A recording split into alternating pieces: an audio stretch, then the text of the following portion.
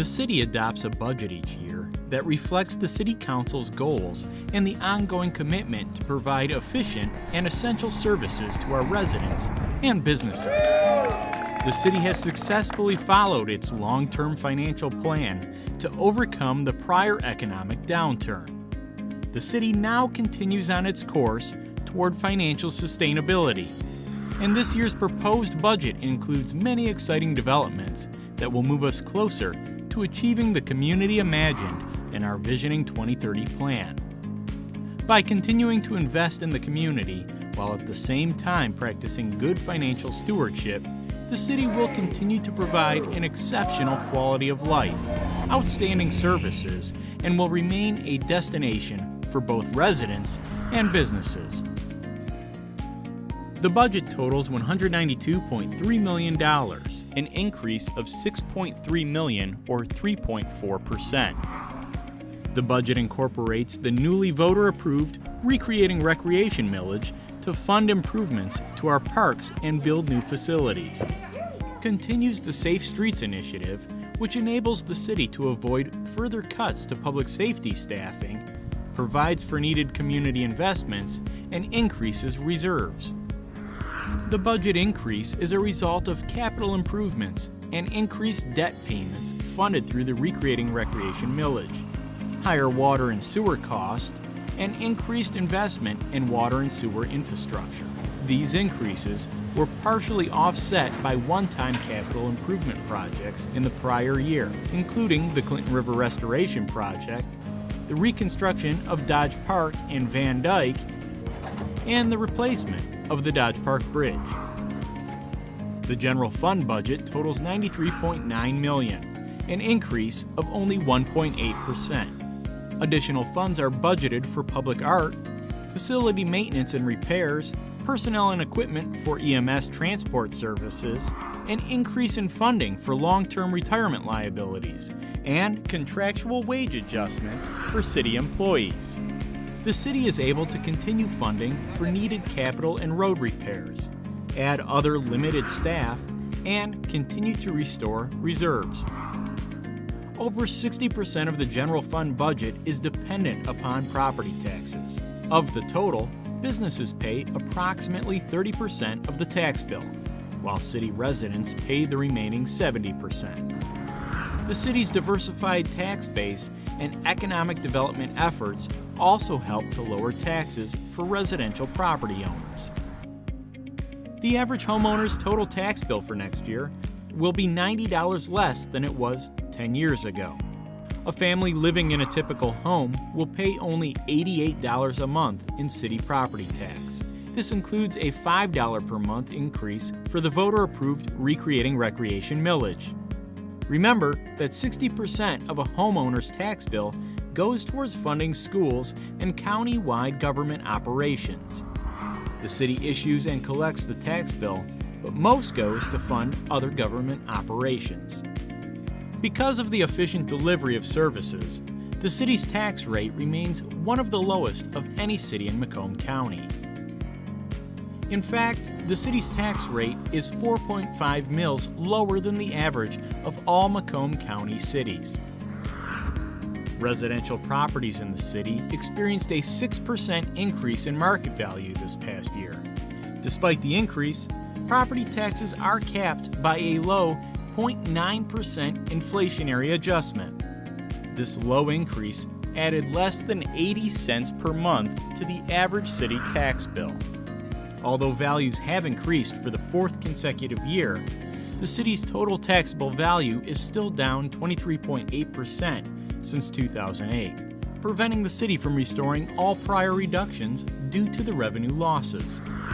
The largest amount of an average Sterling Heights homeowner's monthly city tax bill is for police protection and the operation of the court, which totals $33.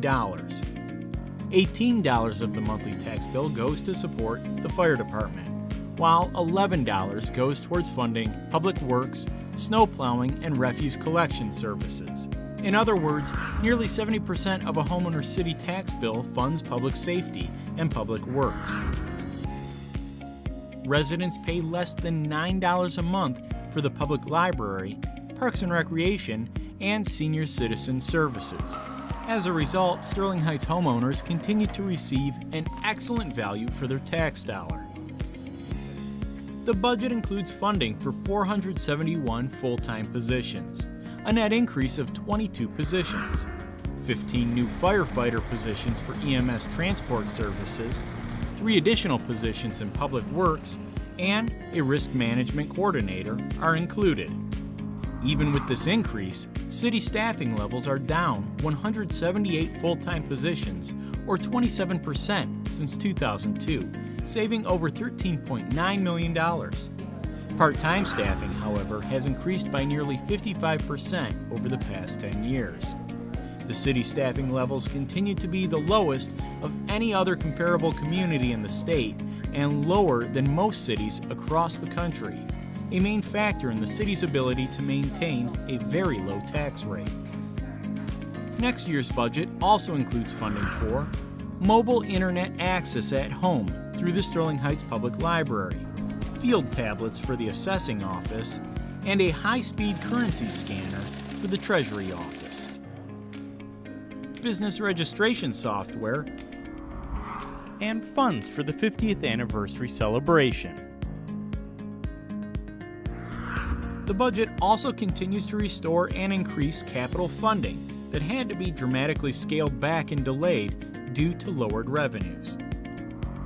Funds are budgeted to replace 15 police vehicles, 2 DPW dump trucks and a sign truck, a smart bus and 2 smart transit vans, election equipment, a crash reconstruction system, a forklift, brush flail, street roller, a replacement server, and replacement personal computers. The city's second largest fund is for the water and sewer operations, which provides $52.6 million for water and sewer services purchased from the Great Lakes Water Authority. The city will continue to offer low residential water and sewer rates. The average household will pay only $74 per month for all water and sewer services as the city continues to control its cost of providing the service while still investing in important infrastructure improvements.